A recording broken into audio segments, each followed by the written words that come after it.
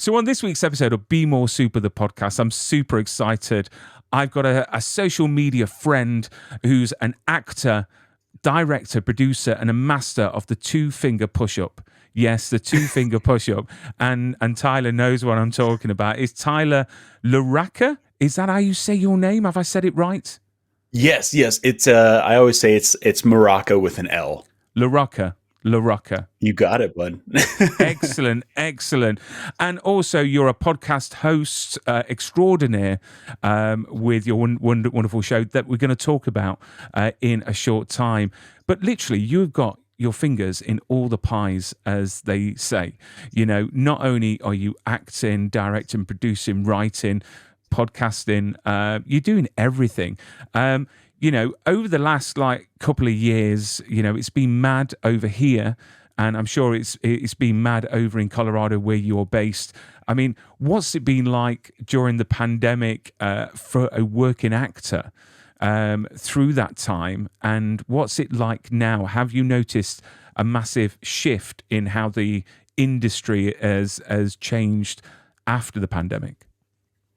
Yeah, I will say before the pandemic, it was a weird couple of years. I'd done a film in 2017 and then ended up going into two different video game projects here in Colorado. And then right when those wrapped, the pandemic hit and it was just utter silence. I was bartending at the time. That wasn't happening. I wasn't auditioning, it was just complete lockdown mode. So there were a few projects I was working on for myself, including the podcast, to just kind of get me through. But yeah, compared to before COVID and then now after the pandemic, I feel like people are a lot more responsible somewhat on set, just as far as, focusing on what's important at hand, still bonding, but I feel like now we're less so involved to talk face to face so closely with hundreds of people on a set, and we're a little more respectful of space, which has been kind of cool, just to, sort of save everybody a nice sick day. But as far as changes afterwards outside of that, I feel like a lot of us are just happier to be on set. Before, we were happy, we were thankful, we were so excited for the project, but now it's like, oh, you got me out of my my domestic bubble as well. I get to work on set with all these wonderful people, and we are fully embracing the art now more than we ever did before. So I think that's something that I've definitely noticed after a year and a half, almost 2 years of very little happening. I mean, I've got to say, during the pandemic, when everything shut down, it was quite exciting to hear from quite a few of the guests that I've had on my show that the creativeness of people's minds have been exploding. They've been writing, they've been coming up with new ideas, they've been developing media and film. During the pandemic, they've been using Zoom to make films, and I think it's wonderful how people have adapted. But then, obviously, the aftermath of the costs, because obviously the testing that's got to be done on set, that has incurred a massive cost to the studios now. So that's going to put the pressure on. But it's just wonderful to see everyone getting back to work. I've got a lot of friends in the theatre and during the pandemic times, they actually turned to normal jobs, 9-to-5 jobs that they wouldn't normally do. So when we're talking about jobs, why acting, Tyler? Why acting and not, a 9-to-5 job? Why go and want to go into the most competitive industry probably known to man?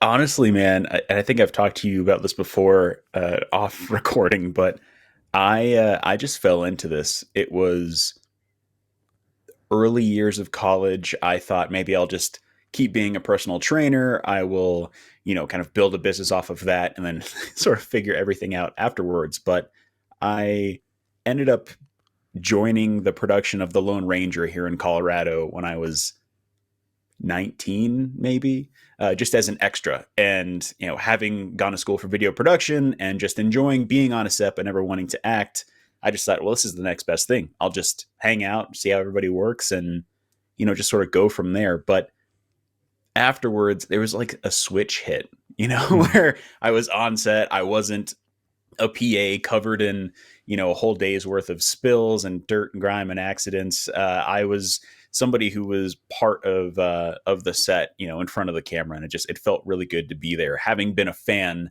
of film and TV and just performance in general since I was a kid. I did grow up pretty hammy, like Chris Farley, hammy, Mike Myers, that kind of thing. That's what I cut my teeth on. So I ended up taking a workshop with a family friend who belonged to a local agency here, where I read a couple of commercial lines. Didn't know the agent or the head agent was there coordinating the workshop. And afterwards he pulled me aside and said, "Hey, you have a natural ability to, say words in front of a lens. Do you want to come join and, see what happens?" So, after that, it was maybe 4 years cutting my teeth on short films and non-union commercial projects, mainly doing background stuff here in Colorado before I really started to gain, these really top tier projects. And honestly, I just love, it sounds really weird, I love being somebody else, embracing the other sides of human experience through different characters and these like various fictional lives and perspectives, while bringing your own sort of twist to it, which is the most actor thing an actor can ever say when describing, why they want to do it. To me, it's also just fun. It is. Oh, sorry. Go ahead. No. I'm sure it is fun, but I'm sure there's loads of ups and downs. And being an actor, I suppose you're constantly being critiqued, measured up. You're only as good as the last project, as they say. So how do you keep motivated with all the ups and downs? Because auditions, the rejection side of things, must weigh you down, because it's one of those professions that I suppose you walk away thinking, am I good enough? And then, if you are, you get the role. But then, I've done acting before. I've been to casting calls, and I actually stopped because when you line up for a casting call and someone walks down, and before they've actually seen you, perform or do your monologue or do whatever they ask you to do, they look you up and down and then they tell you to go away just by the way that you look. I just think it's shocking, and that's why I stopped. But how do you keep motivated and moving forwards within the industry?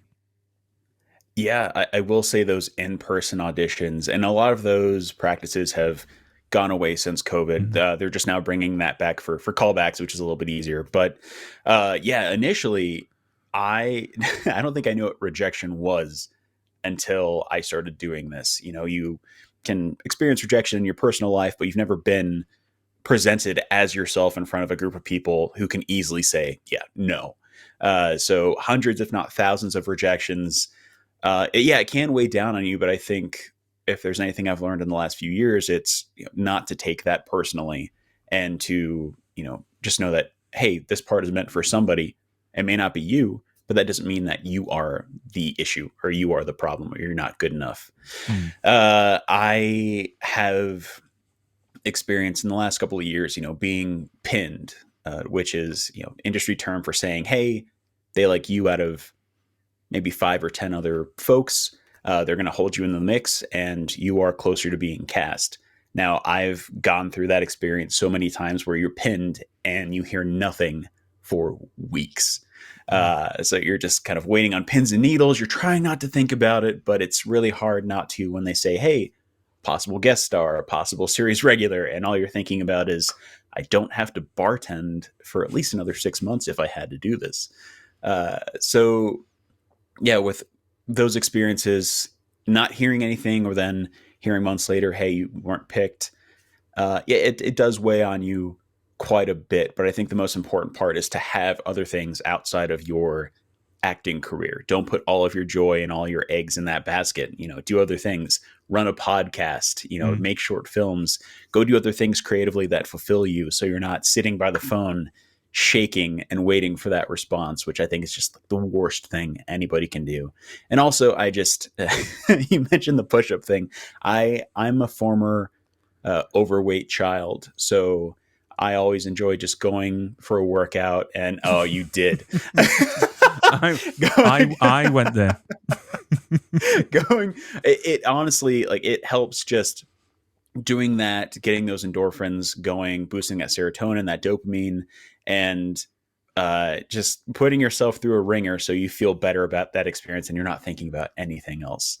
So yeah, that's usually the way I get through this industry, this journey, outside of, baking an enormous amount of cookies that I started doing post COVID.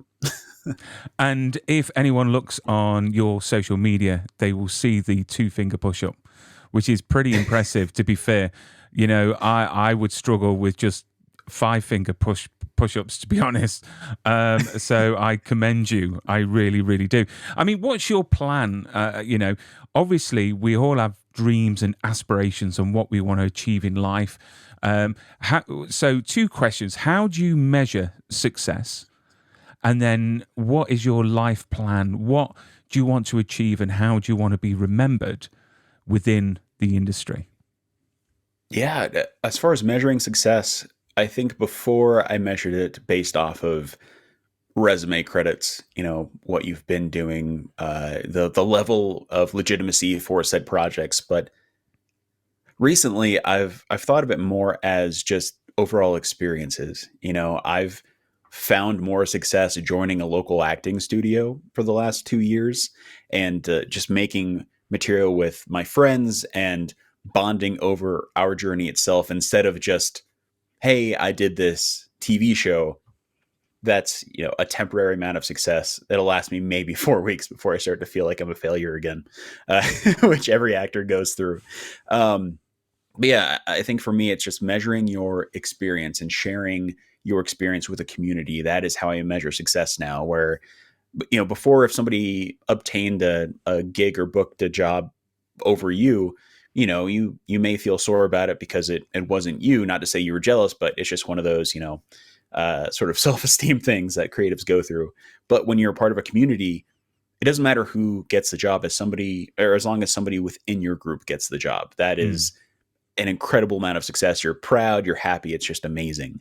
So yeah, I just measure that through experiences. And as far as life plan goes, I have recently joined the SAG-AFTRA union, which was much overdue. I think they were really close to just sending a T-1000 to track me down. But I've joined that, and now for me, I want to build more longevity.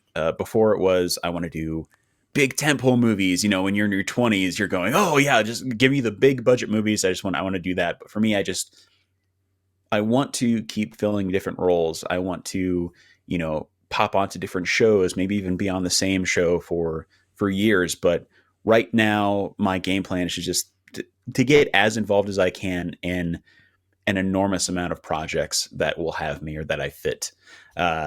Yeah, so it's so weird. I will say this: it's weird answering questions after years of asking questions. You're very much put on the spot. I mean, obviously, you've done so many great projects. I mean, is there a dream project out there? I mean, if you could think of any other film or project out there that's currently been on our screens, which one would you have loved to be part of? Oh man, that is a good question. Oh, wow. Honestly, I think the biggest, I will say, it's a television project, and we've talked about this, but I want to be on The Mandalorian. 100%. That would be fantastic to be a part of, and or the John Wick universe. Just being, I don't know. I could be somebody who's there for half a scene, has maybe a sentence, and then Reeves just takes me out. I just think it'd be so much fun. You train for 8 months so you can die within 45 seconds on screen. That'd be so much fun. Yeah, those for sure. And honestly, I think right now, anything that that Ryan Johnson makes, I would love to be within an ensemble of one of his Benoit Blanc pictures for sure. Wow. Well, who knows? Who knows? Because I've got, you know what, I've got to say, these big movies. I don't know about you, but I actually prefer the indie movies. The low budget movies. I think, the ones with less of a budget come with more heart, come with more creativeness, more passion.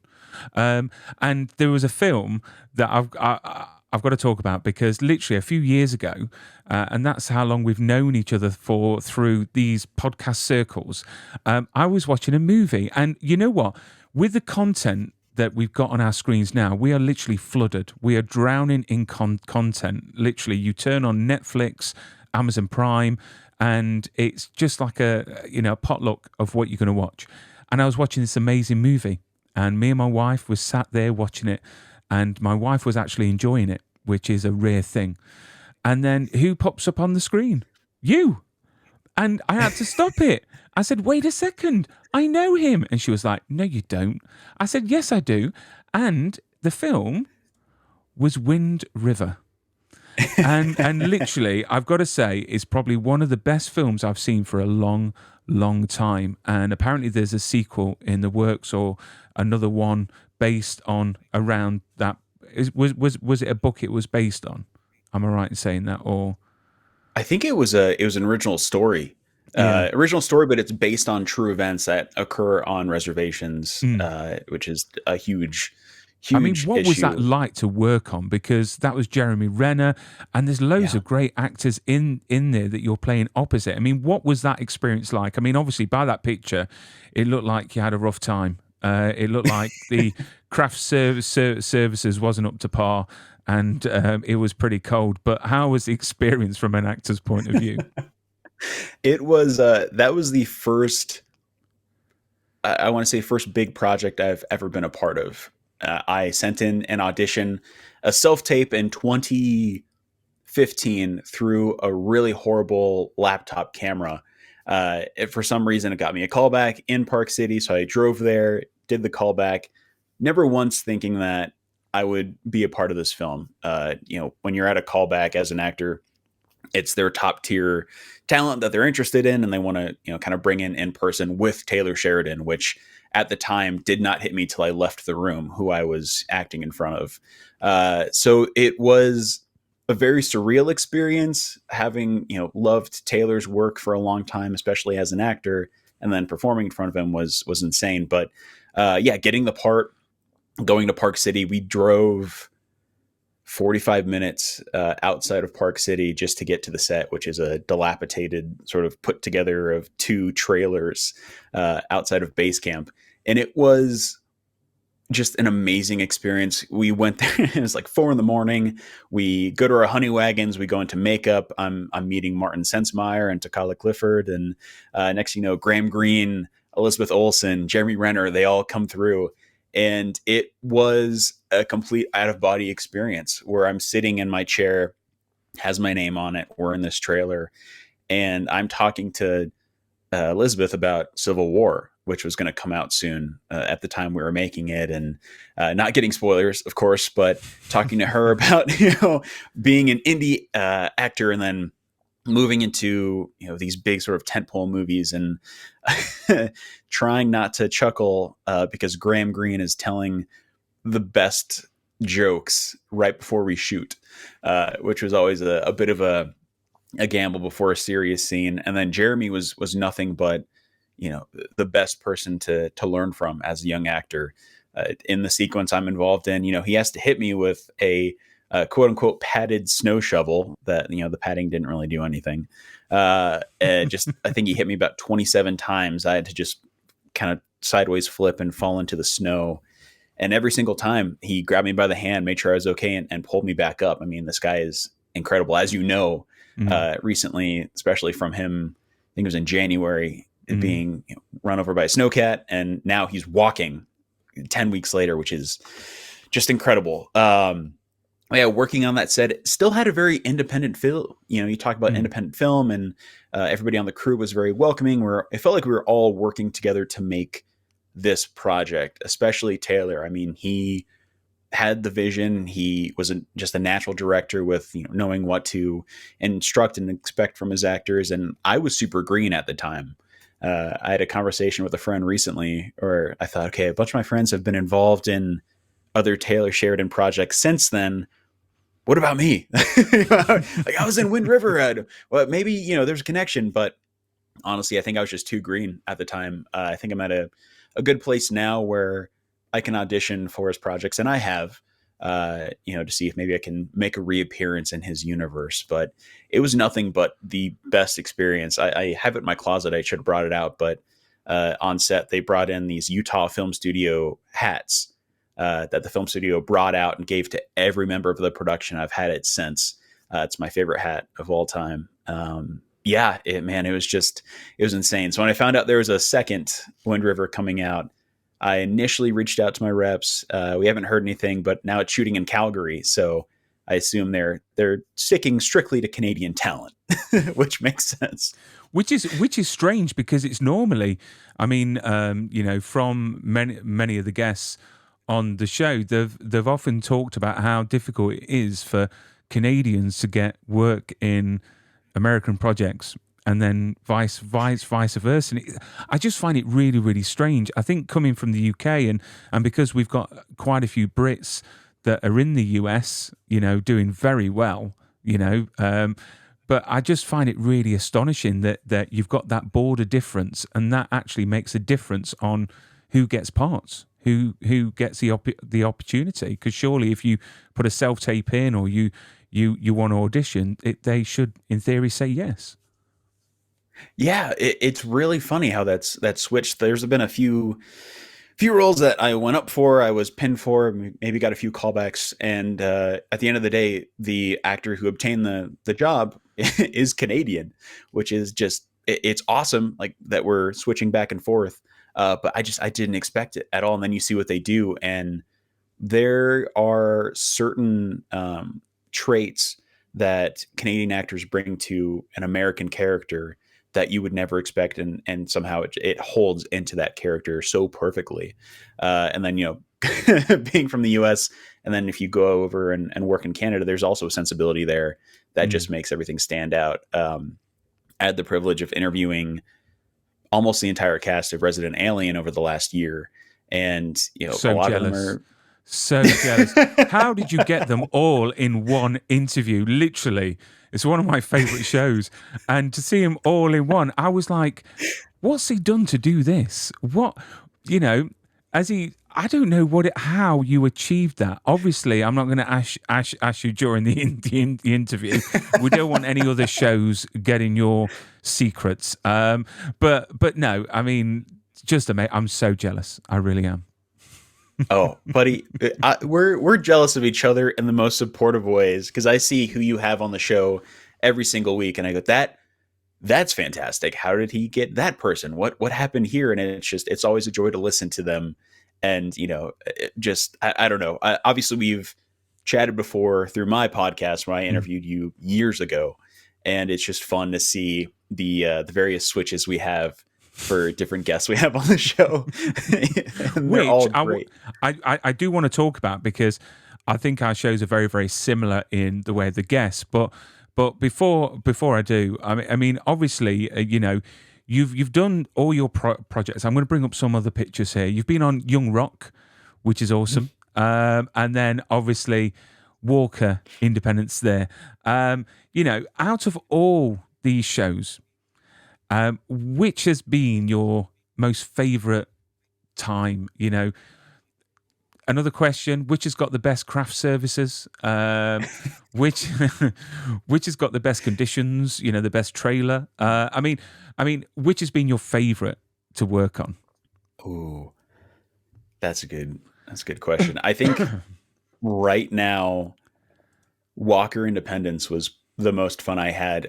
Young Rock was great, but I was in Memphis. I didn't really know my way around, and it was very isolated. And I didn't get to meet Dwayne, unfortunately. But Walker Independence, they film in New Mexico. They have this huge studio lot. So I got to park my car somewhere safe and enclosed. Had my own trailer. Craft services was great. They had a waffle ice cream sundae food truck after lunch came through that I just devoured.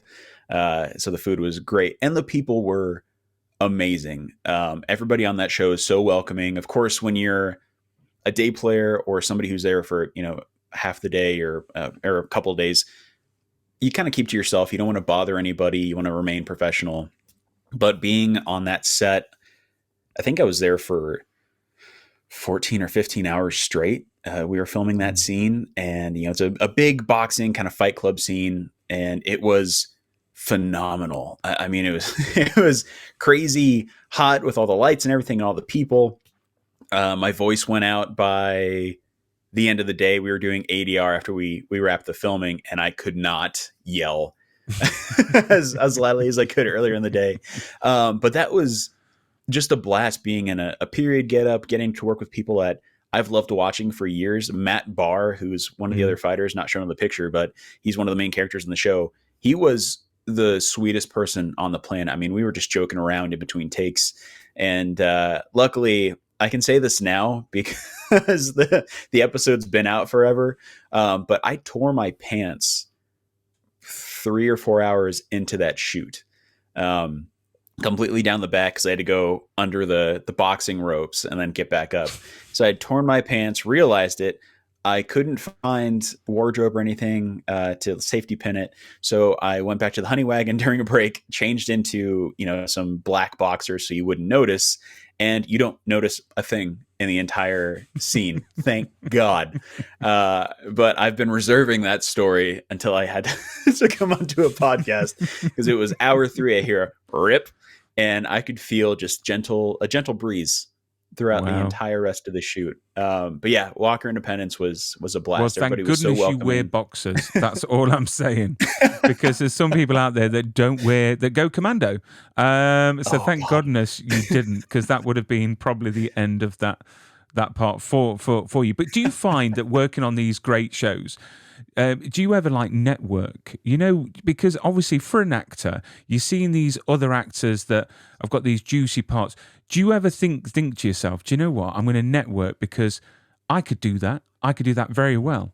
I just need to get the opportunity. Do you find yourself networking? Is there an opportunity to network during production? Yeah, there's a fair amount of opportunity. I think it depends on the shoot. I feel like with Walker, I haven't had a chance to have any of those folks on the podcast. Hopefully sometime soon, because I know they've all been very busy. Just taking a quick break for a message from our sponsors. So would you like to take home a piece of film history or TV history into your own home? Find your own piece of magic with Prop Store, the world's leading auctioneers of film props, costumes, and more. So check out propstore.com or follow the link in the description of this video. And while you're doing that, why don't you use our special code? Our special code will give you 10% off anything in the Buy Now section. And the code is easy to remember. It's Brian10. That's BRYAN 10, and it's just above the finger, just here. Use that at the checkout to get your 10% off. That's propstore.com. But for me, it's more so bonding with the crew and, the various other behind the camera creatives that are working that set. So every director I've met has been amazing and fantastic. And obviously I've been able to work with a couple of times and audition for other projects that they're directing. Not to say it's a direct booking or anything, but at least you're there and you presented yourself in a positive way. As far as networking with other actors, it just it sort of brings its own inclusivity in a way where you can sit down, you can talk to them, see what their next project is, see if they are working on anything that maybe somebody you can refer to, or things like that, where you're not presenting yourself as a conduit of, hey, you can book me for something, or I can work on whatever project you're doing next. It's more so, oh, cool, I know this person who is a great, stunt performer. If you ever need somebody as a referral, I can send you their information. No worries at all. But I will say, for these big productions with other actors, especially the main leads of the show, it's harder to network because you're only there for maybe a day, 2 days, and they're just thinking about the job itself. So when it comes to that, I always try to make a good impression. So from there again, then maybe there's another time to network. But that's also why I have my podcast. I feel like I've networked more through that than I have ever on a set. And it's just being yourself, right? Exactly. Exactly. And apart from the projects, that you do some great adverts as well. Adverts for things that I haven't got a clue what they are because I'm in the UK. I've never heard of Brunt's shoe wear. But I've got to say, it's one of my favourite adverts. It's a picture of you. What I want to know is did Jeff survive the 30-day returns policy from the advert? Oh, he and his boots did, but he quickly had to find a studio apartment after the 30 days. He was swiftly kicked out from his house by his spouse. When you do adverts like that for a project, as from an actor's point of view, do you walk away with some of the the products as a thank you, or is it strictly you do the advert and that is it? Usually, especially if it's a non-union shoot, you walk away with barely anything. Maybe the shirt that you wore because they can't return it. Luckily, I live in a state where every single member of the crew, they all know you. We've all worked together so many times. So usually you can walk away with everything you were wearing that day.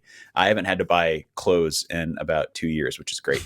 But for the Brunt commercial, I wasn't sure because those boots they're not cheap. But we did, what was it, the sawdust section where I'm cutting everything. We had to scuff the shoes up and put some stain on them, make them look really grimy. But at the end of the shoot, they just said, "Hey, you can keep these. Just take them home." And they are the most. I'm not getting paid to say this. Those are the most comfortable boots I've ever worn in my life.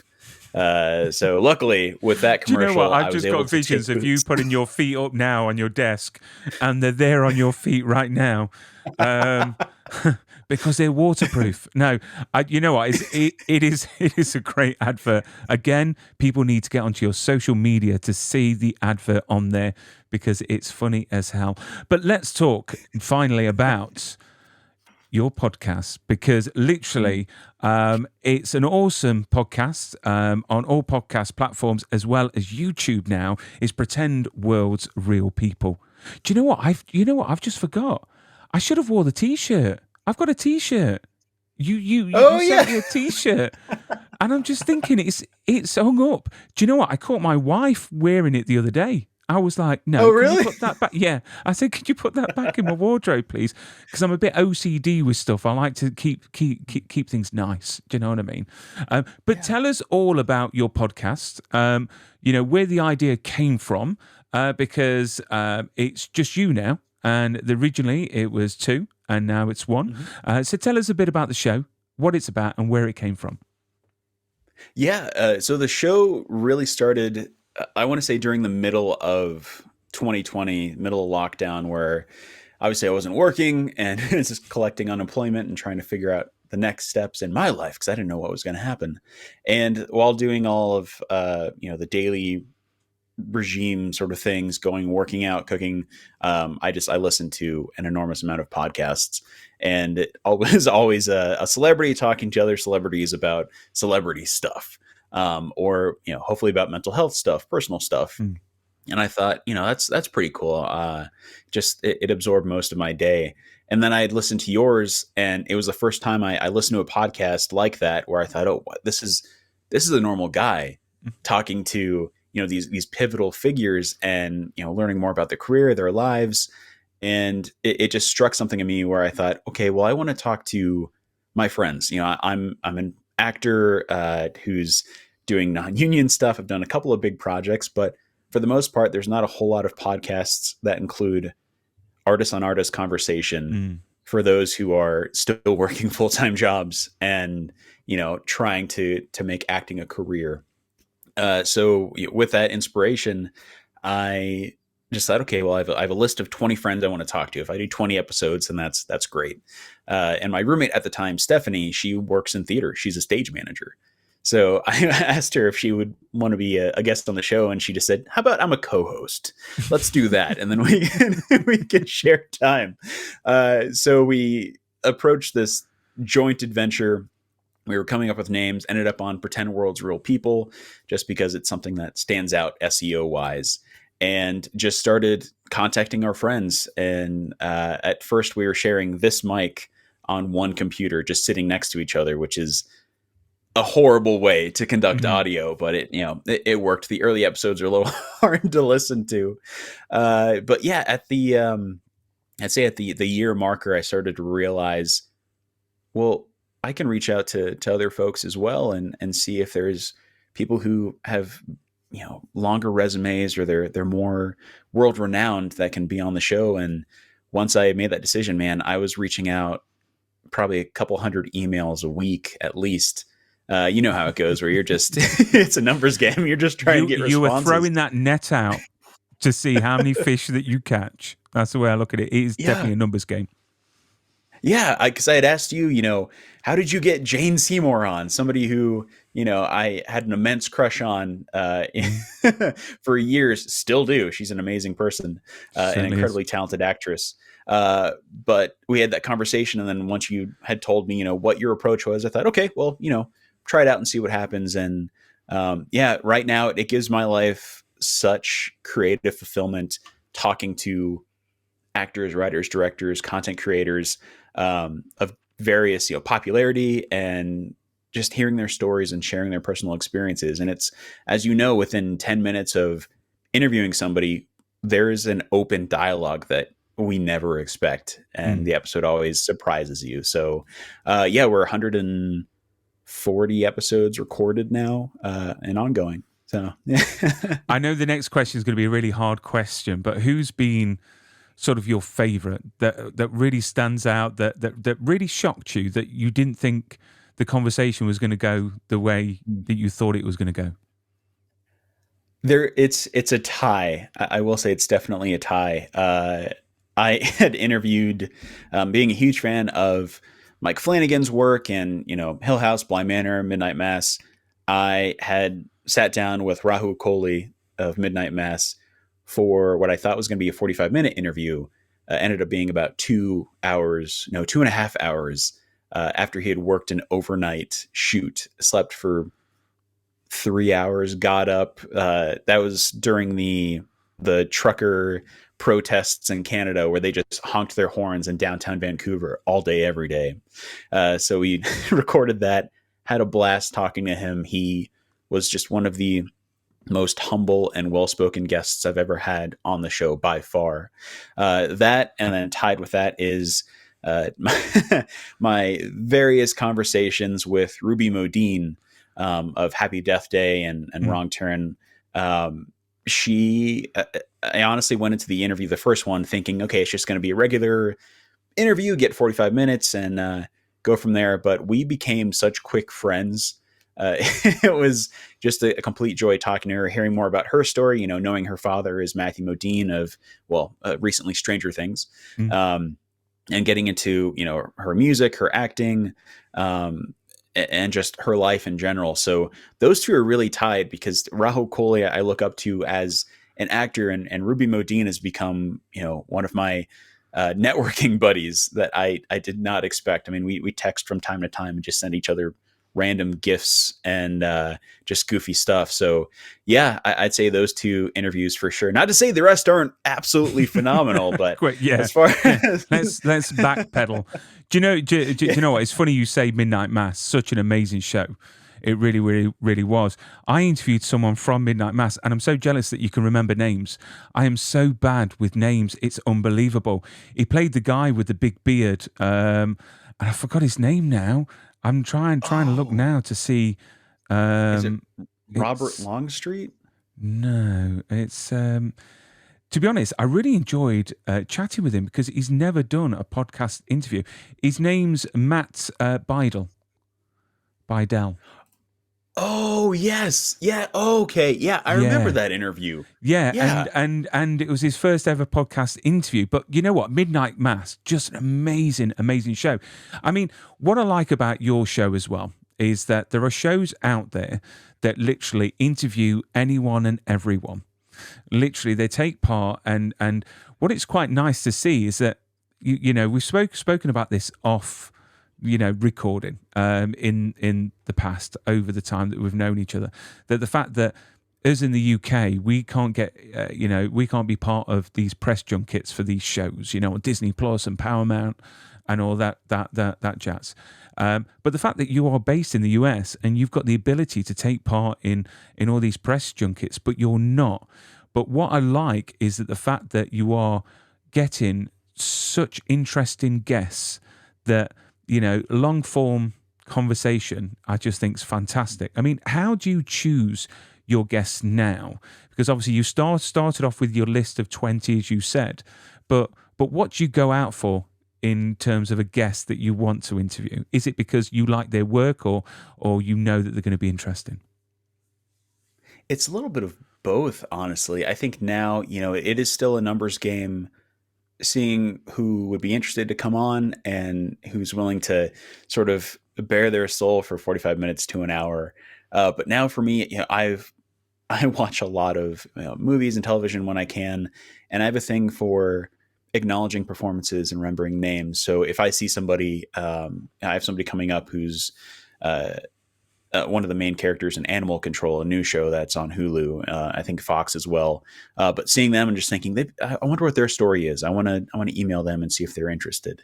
And honestly, I thought I would get a lot of flack for some of the guests I've had on before, members of the adult film industry and that sort of thing, where I get more numbers out of those interviews than most, just because people are naturally curious and they want to know, how do you navigate that sort of career? And it's been just fantastic. I interviewed one of the performers a few months ago, and I won't say who it is, but she sent me an email thanking me for the interview, that it was very just comforting and a very intimate sort of conversation between two artists and just sharing, their story especially. So yeah, now that I have acquired, quite a lot of guests similar to you, it's honestly referencing who I've had on the show per email. If I'm reaching out to Emily Swallow saying, well, this is who I've had on the show,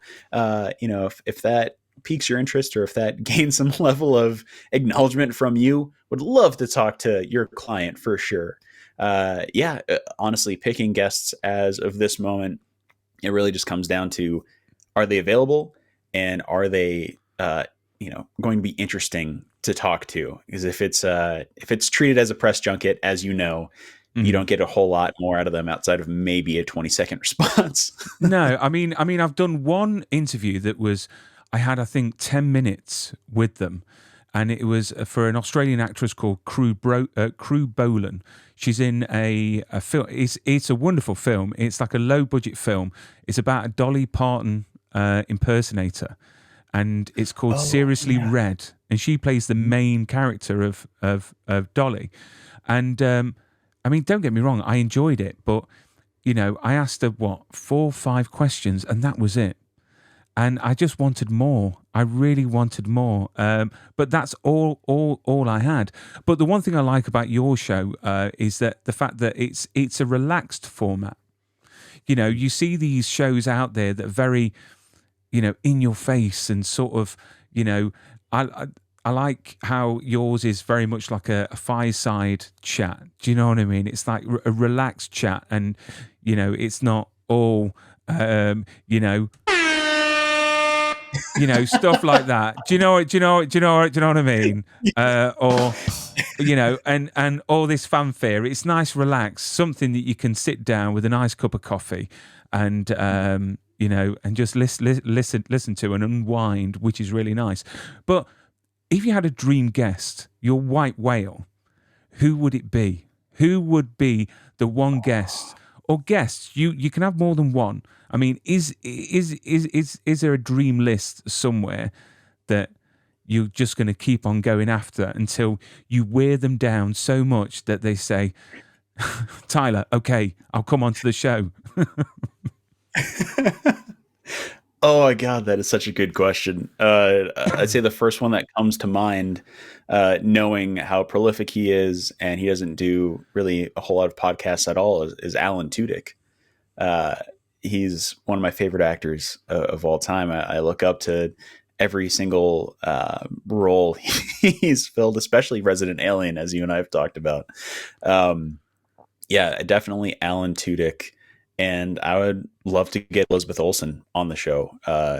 Working with her just for that 1 week years ago, I got to see another side of what it means to be an actor. You know, if you are just spending your entire life watching a screen and you don't acknowledge that those people are actually people, it sort of freaks you out when you're sitting down with them and talking to them in person, just about normal everyday things. So, yeah, Alan Tudyk for sure. Elizabeth Olsen. Uh, yeah, it's God. I can't even think about who else I'd want on because there's so many. But I think Alan's up there because every single response I've acquired has been, "Thank you for thinking of him. He's not interested or he's not available," which he's a very busy, busy person.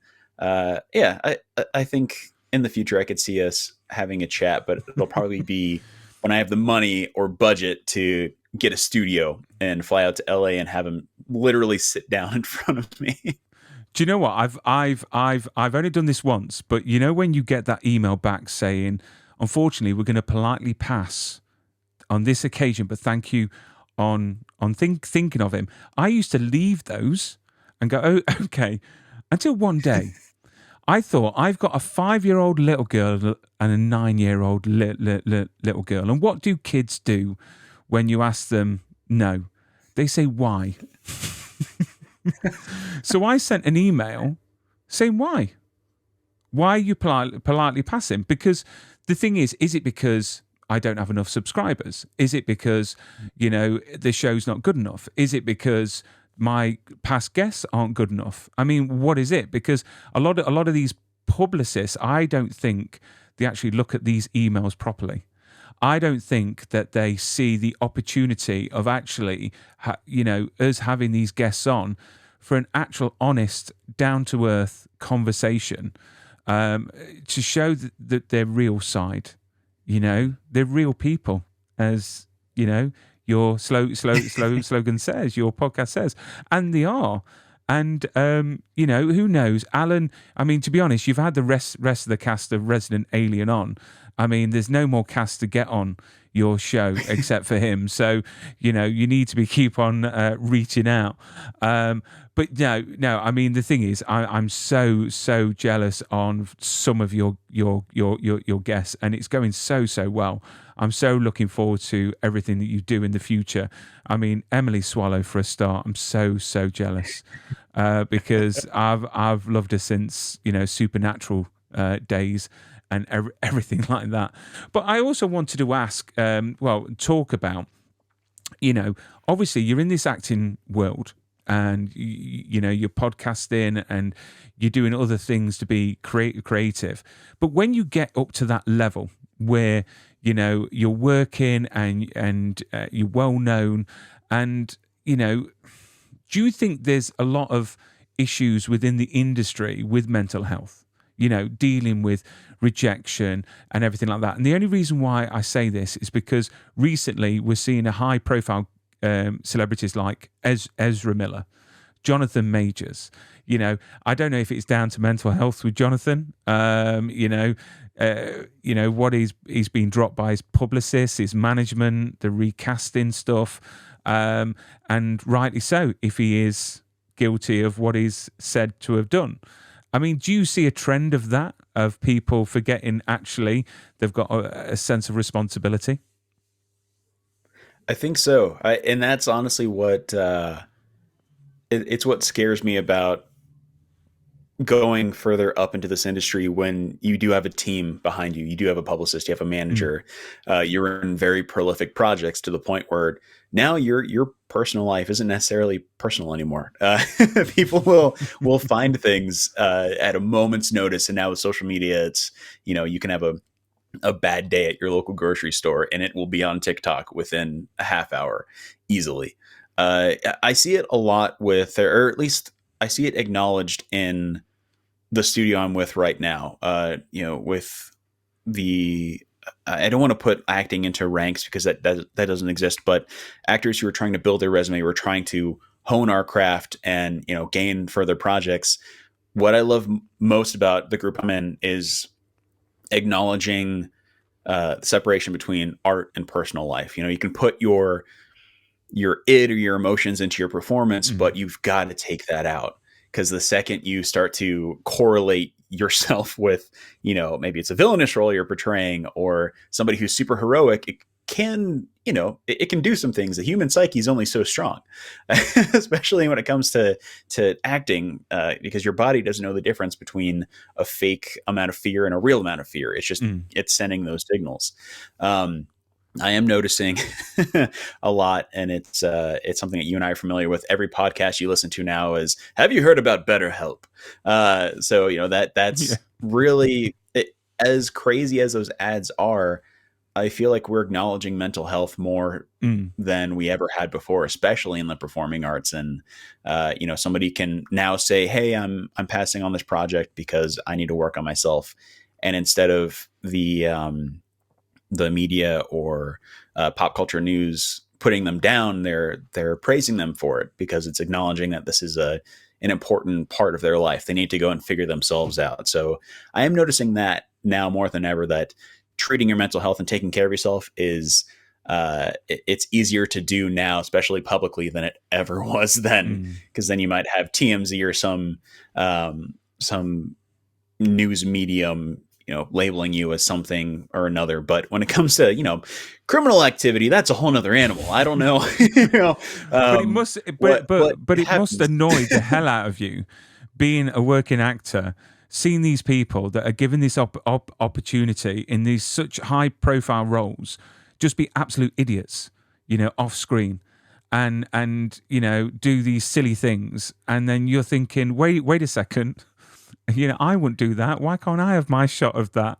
Do you know what I mean? He's obviously, not taking responsibility, because you're right. You don't get a private life. You're seen off screen as the person on screen, which I think's a thing that we need to divide, because again, real people. But yeah, it must be so frustrating though when you see actors just misbehaving. And you must be thinking that they must have a bit more respect for what they've got, and not throw it away. I think that's what's lost too. If I've learned anything doing my podcast, it's the guests I've had on have all been wonderful people, and all of them have not once, not for a moment, forgotten where they came from, or what they're doing now, and now they're ascending into this different echelon of their creative career, and they have a responsibility. They have to remember that, hey, I can pay it forward, which has been a huge thing, thankfully, or acknowledging where you came from. It's always super important. But yeah, for me, I'm not a huge sports fan at all. In fact, I'm buying a hat that just says sports with an exclamation mark, because I have no interest whatsoever in sports. Same here. Yeah. So to me, it's equivalent to seeing, at least here in the US, NFL players getting in trouble for, a bunch of different crimes, or, and it blows my mind, because you have all these resources, and let's say you have all this money, and you're doing this really shady stuff. It just, I can't fathom that. So when it comes to, my approach of working on a set, or, going further in my career, it's like, I know where I came from. I know what I want to do. I don't want to squander that with, whatever this is, or, if you're having a bad mental environment or a bad mental space, go get it treated. Don't leave it alone. So that was a good question, because I haven't really thought about that. Like tangentially, I can't even talk today. I haven't really thought about that recently, but it makes sense, right? Seeing all those different news headlines now and going, how did you? Okay, Yeah. all right. Well, yeah, I just don't get it. I mean, obviously the Flash is coming out, and I'm so looking forward to the Flash, because just to see Michael Keaton back in that That suit, I'm so jealous. So I've got a few more questions about the podcast. So what is your goal for the podcast? Say in like a few years' time, where do you want to see it be? You know, what do you want it to grow into?